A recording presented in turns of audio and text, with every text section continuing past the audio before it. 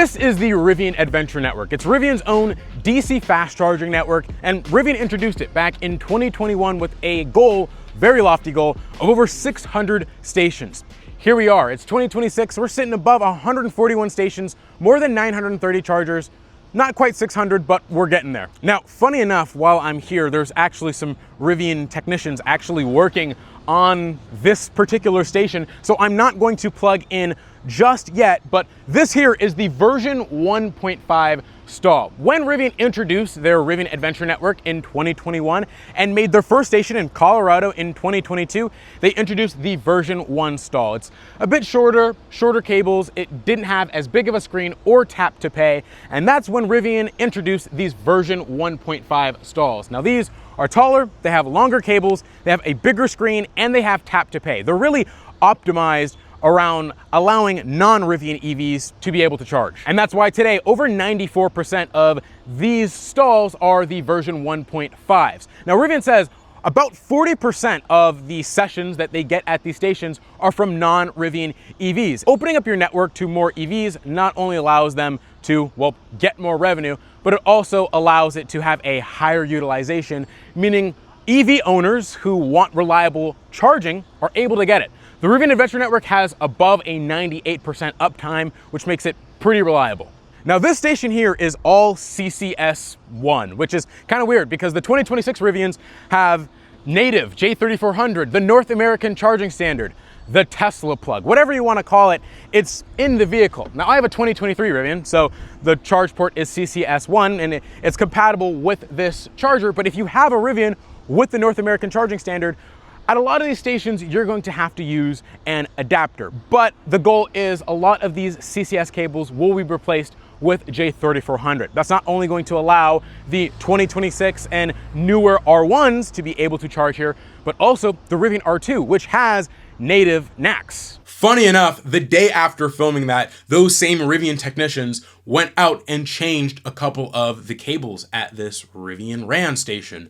And so as R2 starts hitting the road and then soon R3, and also those 2026 newer Rivian R1s that have native NACS that want to charge on the Rivian Adventure Network without an adapter are able to do that with those native J3400 cables. Now, when you are actively charging your EV, the dispenser will illuminate green at the same light here, kind of letting you know from a distance, maybe someone is charging there if you don't see the obviously parked car in the way. If something goes wrong, it will illuminate red, but while it's charging, it illuminates this pretty nice bright green. And at night, it actually looks really cool. Now, at the screen here, it will actually show you your current state of charge and your charge rate. So right now at 96%, I'm charging about 33 kilowatts. I'm at the very end of the charging cycle. I'm getting pretty full, and so it's not charging super fast.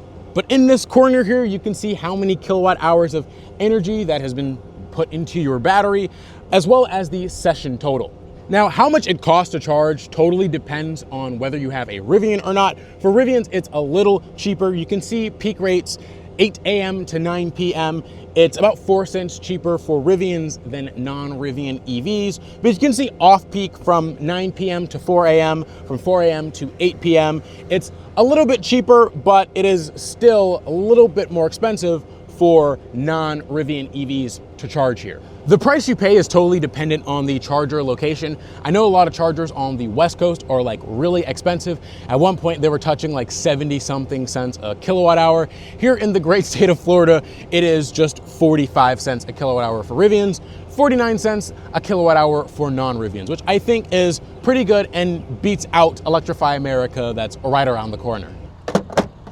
Now you can see here, it'll give you your session total, how long you were charging for, the price, how long you're idling here for. Once you hit 100%, it's going to charge you idle fees, but I didn't get charged any idle fees because I did not charge to 100%. And I got 1.8 kilowatt hours of energy. But because these version 1.5 stalls are best suited for all EVs, not just Rivian, you can actually just tap to pay, but I don't know how that works. So we're gonna give it a try. So you just tap here. You can also do it within the Rivian app, which is pretty cool. Approved. And then, cool. So you just take this out, you plug it in your vehicle, and then it will start the charge, which is pretty cool. I'm going to press cancel and cancel that.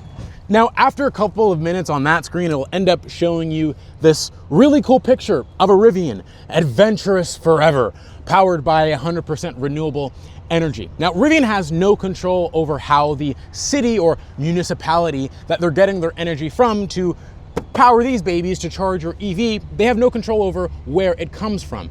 And so instead, they end up paying like these credits where they're like paying for renewable energy, and it evens out to, I guess, how much energy is being used at these chargers.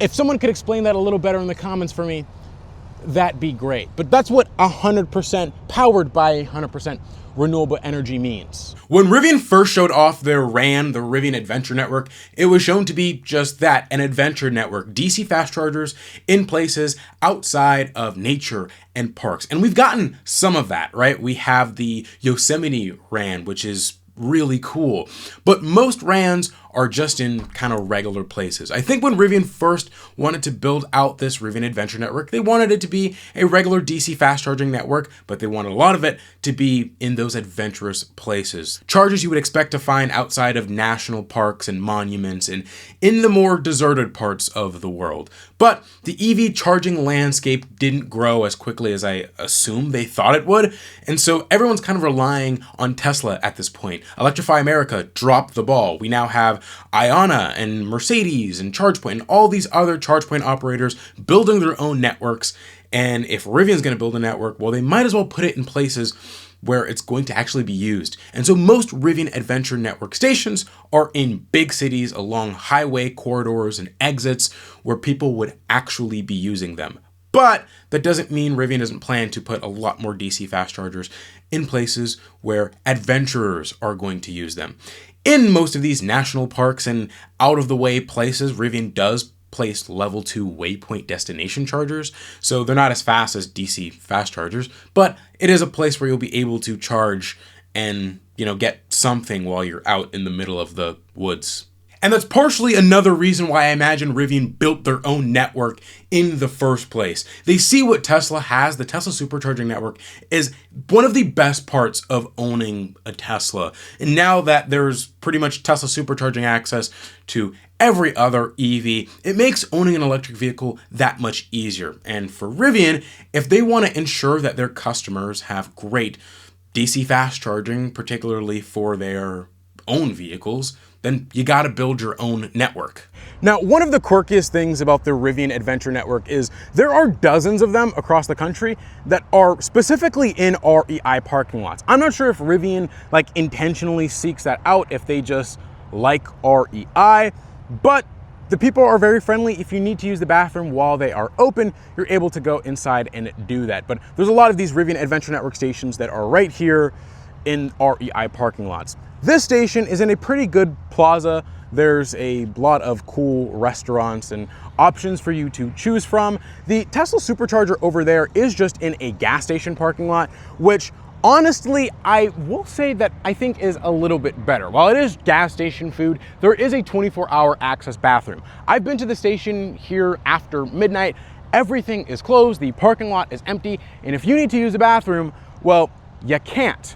Don't tell anyone, but I did pee behind that building there in the back. But don't tell anyone that. The point is, there is no public access 24-hour bathroom, and so Rivian stations, you end up having to charge here, and if you don't want to pee in a bush, you gotta drive somewhere else to then use the bathroom. Now, how do you find a Rivian Adventure Network? They are building RANs all over the country. There are new ones being announced pretty much every single week, and their map is being updated just about monthly. But to find one, you would just open the Rivian app. If you own a Rivian, they're kind of obvious. They're illuminated by a giant yellow Rivian logo with the amount of stalls that are currently available out of how many that there are in total. So you can see if there are any available to use. You can see pricing and how many stalls there are, which of them are NACS versus CCS. It's actually a pretty seamless process. And as I've mentioned, for Rivian vehicles, there's plug and charge. Most Rivian stations have between 6 and 12 stalls. There are a few stations that have like 3 or 4 or 5 stalls, which they're pretty unique, but most of them have 6 to 12 stalls. This stall in Tallahassee, Florida is actually the biggest Rivian station in North America. No idea why that is, but it has 14 stalls. The other large stations have up to 12. From what we've seen, Permitted Rivian is planning even bigger stations, and actually most Rivian Adventure Network stations actually have plans for them to be bigger. So Rivian builds them with the idea that in the future, they're just going to dig up some dirt and then add some more stalls without having to reconstruct the entire station. So increasing the amount of chargers per station. Each Rivian stall is connected to another Rivian stall. If you are an EV pulling into a Rivian Adventure Network, you're gonna wanna kind of separate yourself from other vehicles. Most Rivian stalls are numbered in 2s. So 1A, 1B, 2A, 2B. Some stations are 1A, 1B, 1C, but most are separated in 2s. And each dispenser on the same letter, 1A and 1B, are sharing the same cabinet. So if 2 vehicles plug into 1A and 1B respectively, they're sharing one cabinet that will output a total of 300 kilowatts. If they're both asking for max capacity, and let's just say that's 200 kilowatts, they're not gonna get it. They're gonna be maxed at 150 kilowatts each. Now, of course, it's all gonna depend on what part of the curve that EV is on. If someone's at 80% and someone else is at 20%, well, that car on 20% is probably gonna be requesting 200 kilowatts, and the person on 80% will probably only be requesting 75 or something like that. And so you won't max out at the 300 kilowatts. But the point is, it is split. There are 2 dispensers to every cabinet. So if you're at a Rivian Adventure Network station, if someone is at 6A, make sure you're not at 6B. Be anywhere else. You can be on 5B, okay? You can be on 5A. Just don't be on 6B if they're on 6A, okay? Hopefully that makes sense. Rivian may not have the best or biggest charging network, but they're very consistent with how many that they're building every single month and into the year. And it's quickly expanding, on top of the fact that it is very reliable. And while it may be a little expensive, Rivian is reducing their pricing for the Rivian Adventure Network ever so slightly as time goes on. And so hopefully prices are very competitive with the Tesla Supercharging network. But the Rivian Adventure Network is going to be really important, especially as R2 gets out there, and those R2 owners are going to need a reliable place to charge. And of course, they have the Tesla Supercharging network, but Tesla Superchargers aren't always in the places that you need them. And that's where the Rivian Adventure Network actually ends up filling the gap. That Rivian Adventure Network station in Tallahassee, Florida is next to a Tesla Supercharger. It's a new Tesla Supercharger, but it's Tesla only. There is an Iona that's in construction, but it's still a couple months away, another exit, and there is on the same exit about a mile away an Electrify America, but it is notoriously unreliable. So realistically, your only option is the Rivian Adventure Network, and I'm really glad that Rivian is building more of these stations. If you have any questions, feel free to leave them down in the comments below. Thank you guys so much for watching. My name is Isaiah. This is Rivian Updates, and I'll see you guys in the next one.